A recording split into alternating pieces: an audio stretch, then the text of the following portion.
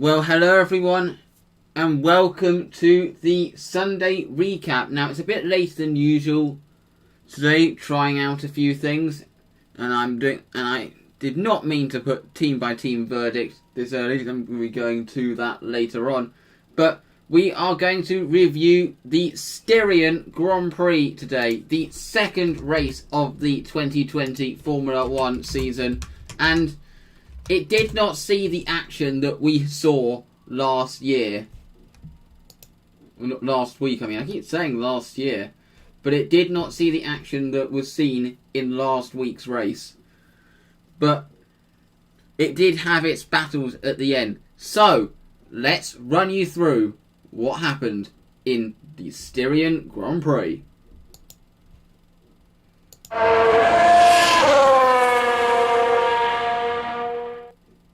So, the race got underway, and the two frontrunners, Lewis Hamilton and Max Verstappen, got kind of an equal launch, but Carlos Sainz got a very solid launch off the line.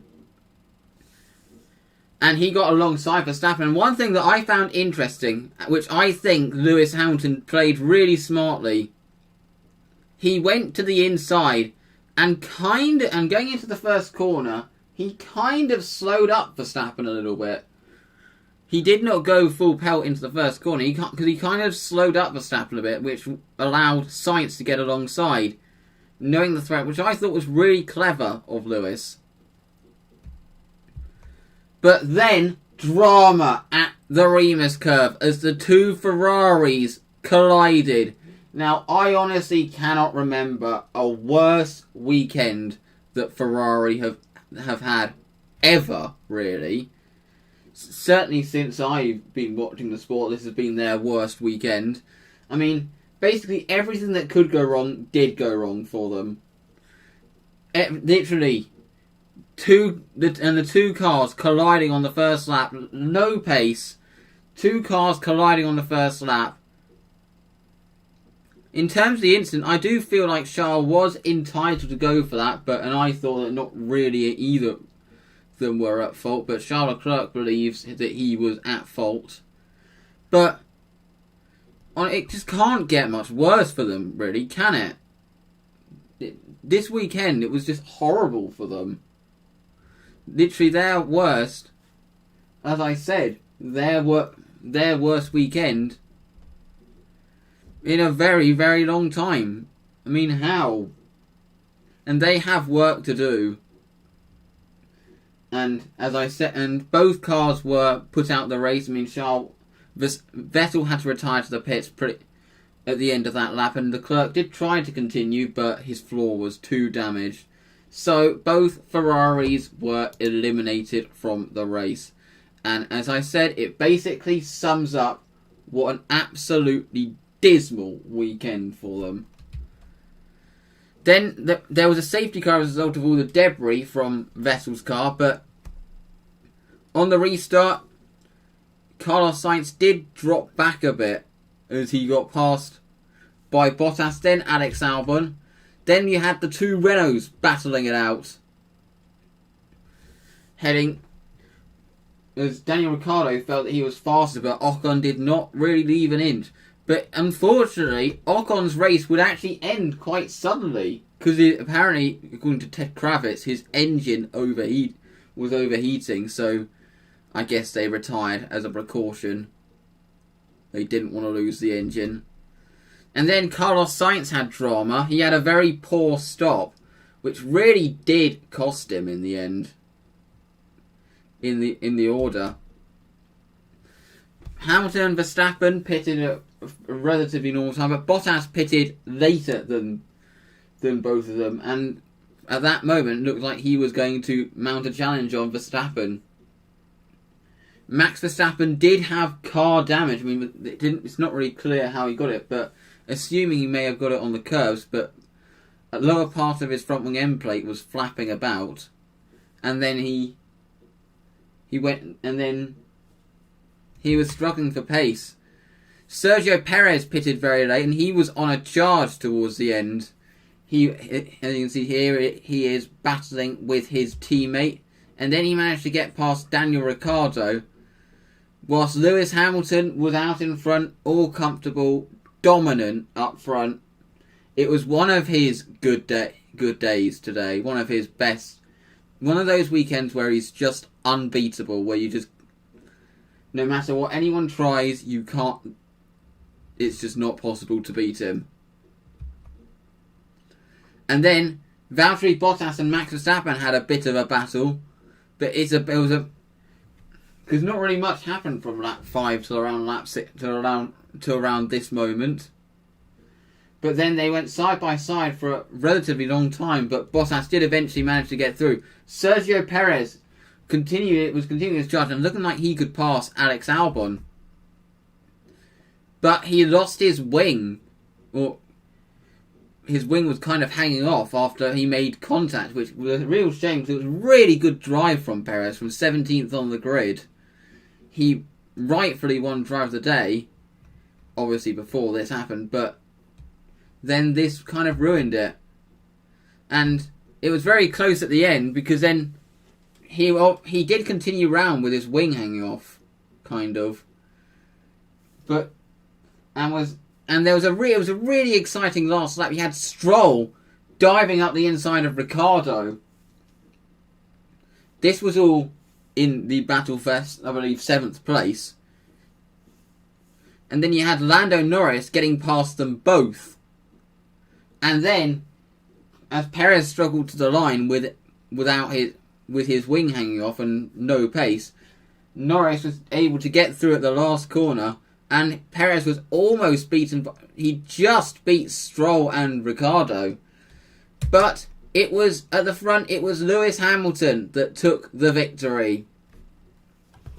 And it was kind of said it was normal service resumed with Mercedes in top form. Lewis Hamilton won the race ahead of Max Verstappen and Valtteri Bottas. Alex Albon would have been quite disappointed with his pace in 4th. Lando Norris, another great drive for him.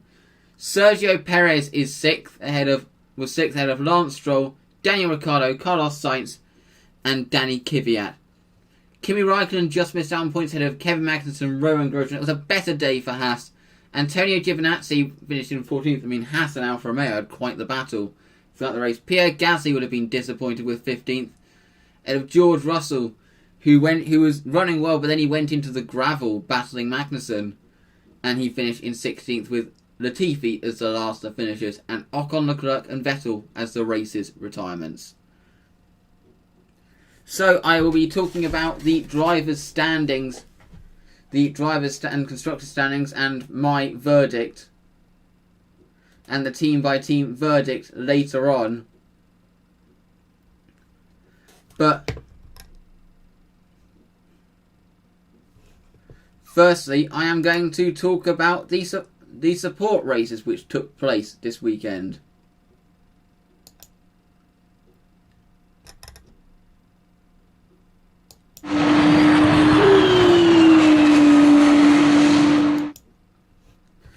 This morning we saw the Formula 2 race. It was Dan Ticktum on reverse grid pole, and he led into the first corner, leading the two ARTs of Christian Lundgaard and Marcus Armstrong going into the first corner. But there was drama immediately as Robert Schwartzman, yesterday's race winner, spun out, and he couldn't recover. I'm assuming he stalled his engine, and he was out on the spot. But Christian Lundgaard was wasting no time as he then managed to get past Ticktum, and he took the lead of the race from the Dams. But whilst we also saw yesterday's winner retire, we also saw yesterday's second place finisher retire as Yuki Tsunoda had an engine fault which forced him to park up. As you can see, that's Mick Schumacher. He was on a charge. He managed to get past Marcus Armstrong, and he was looking like he could challenge the leaders. But his fire extinguisher went off in his cockpit, and that forced him out of the race. It was a real shame for him, that was, because he was running really well. As you can see, there was a fair bit of battling in the middle of the field. You had Galeo was holding up a train for much race. It was one of his better showings for Sean Galeo. Whilst Callum Aylott caught up to Guan Yu Zhu and almost managed to take that position. But it was Christian Lundgaard who took the victory. And as you can see, we're looking at the result now. You have Christian Lundgaard who won the race ahead of Dan Ticktum. Marcus Armstrong finished in third ahead of Guan Yu Zhu in fourth. Callum Aylott finished in fifth ahead of Jack Aitken sixth. Sean Galeo in seventh, as I said, one of his better showings. And Nikita Mazepin got the final point in eighth. There were 4 retirements in the form of Mick Schumacher, Yuki Tsunoda, Marino Sato and Robert Schwartzman. So, taking a look at the drivers' standings after this round, I will be hoping in the future to find a way I can get these on the screen. But Schwartzman leads the standings by 5 points. Lundgaard and Aylott are level for second. Lundgaard has really surprised so far this season. Can he maintain this and actually mount a legitimate title challenge?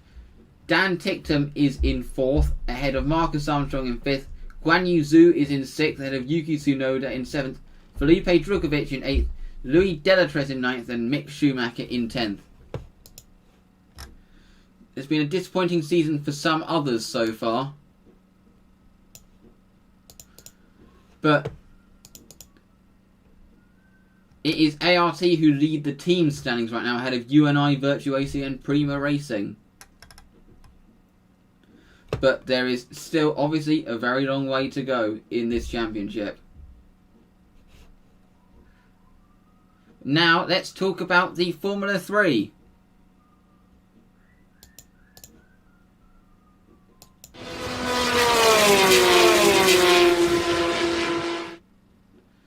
So it was the Formula 3 race was the first track action of the day. And at the start, Théo Pourchaire immediately took the lead from Jake Hughes. This was a very exciting race at the Red Bull Ring. Because Théo Pourchaire, he managed to take the lead off of Jake Hughes at the start of the race. As you can see, Max Futrell and Sebastian Fernandez had a bit of a battle going into the last corner. But Pourchaire then lost the lead. He lost out to both Lawson and Hughes, who then went on to battle for the lead. As you can see, Lawson here taking the lead. Lawson here battling with Hughes. But Hughes with DRS taking the lead here. But it was quite an intense battle with the leads swapping on many occasions. As there's a dramatic moment, Clement Novalak got some air on the sausage curb. But as you can see, you have Lawson and Hughes continuing to battle it out. Then we had a safety car after Sophia Flörsch had contact with Alexander Smolia and went into the barrier. This brought out the safety car, but the race restarted, and it was always going to be an intense one. You can see they went 3 wide towards the back of the field. But then there was drama, as once again at the Red Bull Ring, the 2 leaders made contact.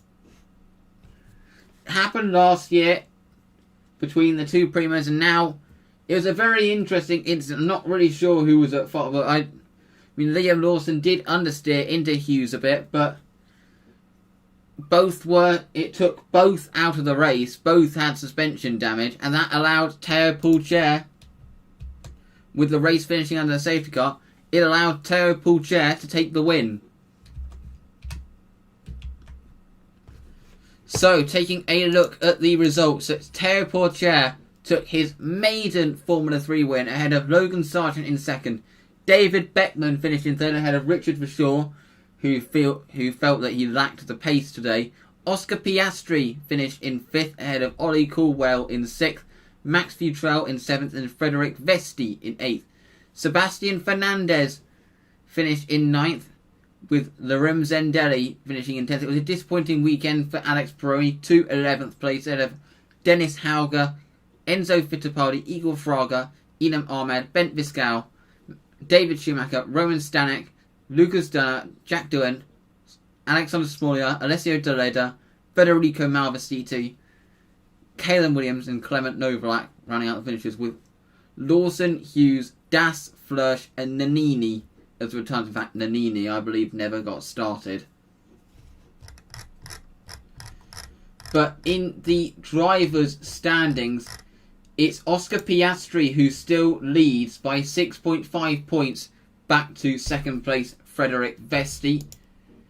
In 3rd place we have Logan Sargent, who's 10 points adrift of the lead, ahead of David Beckman in 4th, Richard Verschoor in 5th, Lerem Zendelli in 6th, Liam Lawson in 7th, Alex Peroni in 8th, Teo Porcher in 9th, and Clement Novalak in 10th.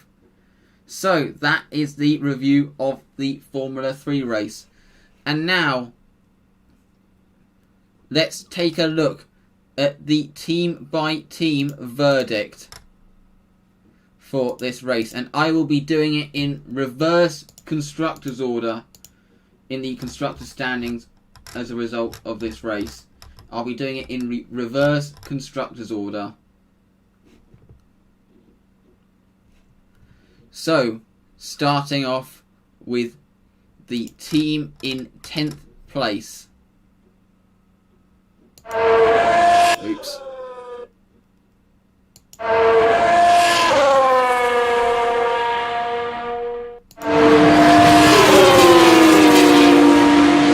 Error there.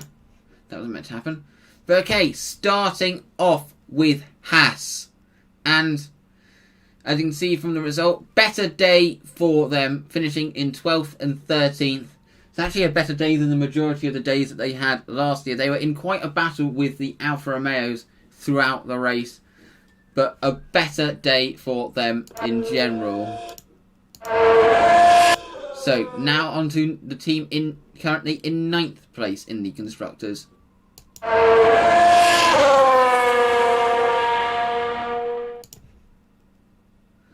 So for Williams, it was a disappointing day, being the last of the two finishers. George Russell showed promise, but he made a mistake, and that kind of ruined his race towards the end. Nicholas Latifi, barely saw much of him, and he finished as last of the finishers.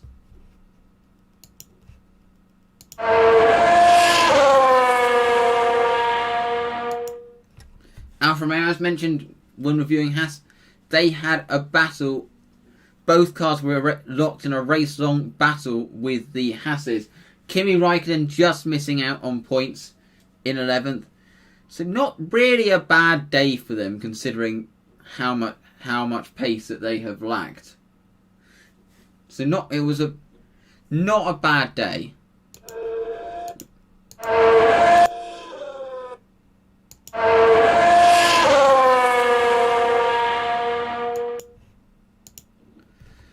A disappointing day for Pierre Gasly, finishing in 15th after good qualifying. But Danny Kvyat did take the final point for the team. So another points finish for them.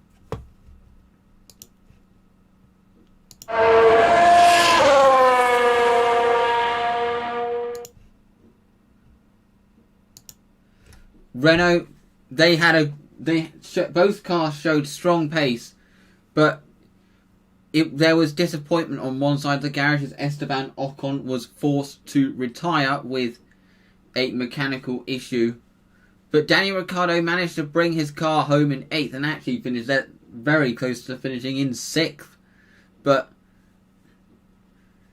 it was a good day for Ricciardo, but they will be disappointed that they weren't able to have both cars in the points, considering that both cars did show really good pace.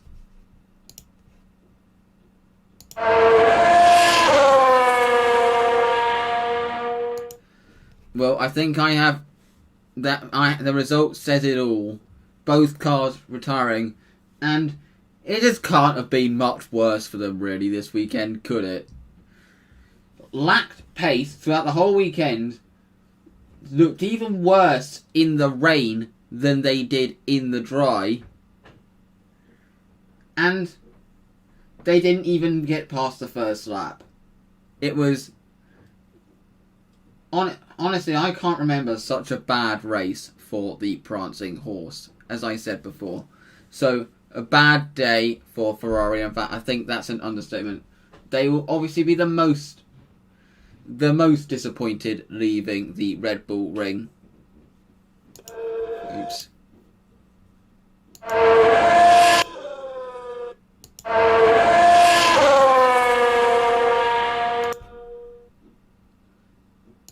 Another case of could have been better for them. But they both did drive very well. They got both cars firmly into the points. They got 6th and 7th today. Did Racing Point. And it was... They have better days to come, have Racing Point. That car is very solid. It is not far off the Red Bull and the Mercedes. So it's another case of good but could have been better, really, for Racing Point.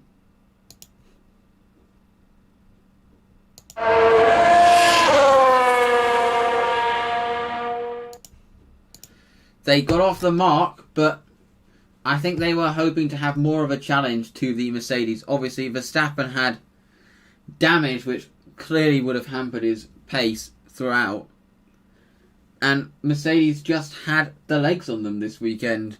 But they'll be having high hopes for Hungary, because that's the sort of track where that car could come alive. So they will obviously have high hopes for Hungary.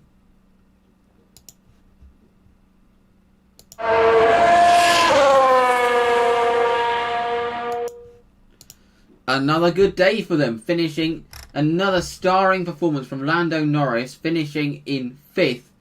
Carlos Sainz finishes in 9th with the fastest lap. Mini and McLaren sit in 2nd in the constructors' standings. A really good day for them.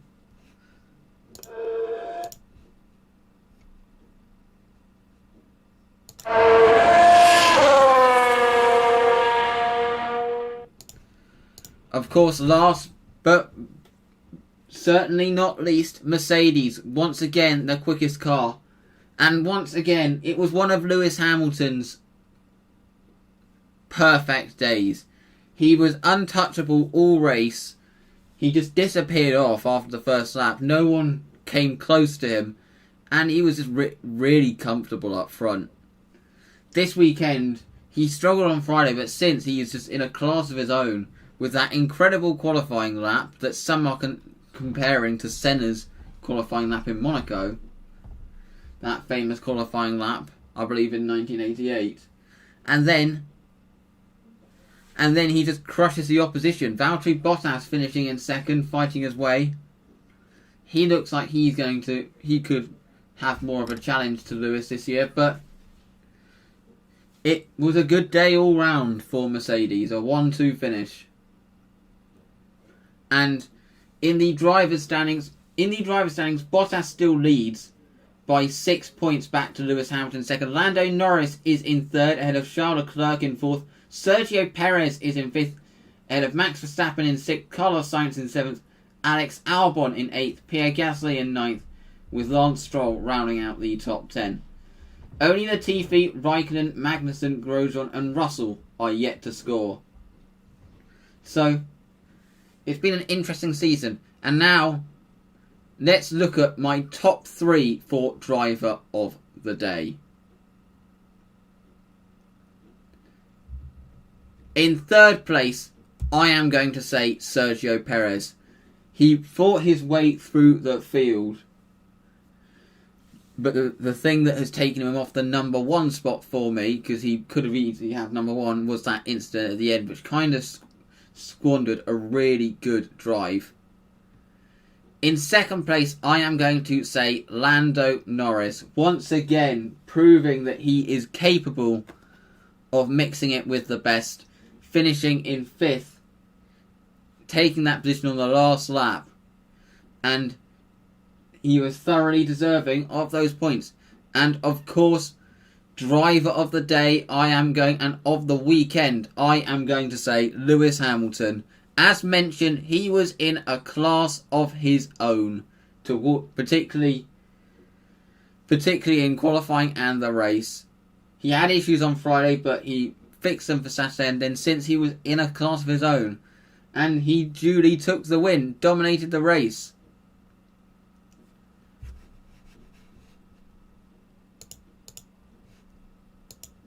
And with that is it for the Styrian Grand Prix coverage. Don't forget to join us on Thursday next week for the midweek show, as well as the Hungarian Grand Prix preview. And we'll see you then, here on RaceWeek. Goodbye.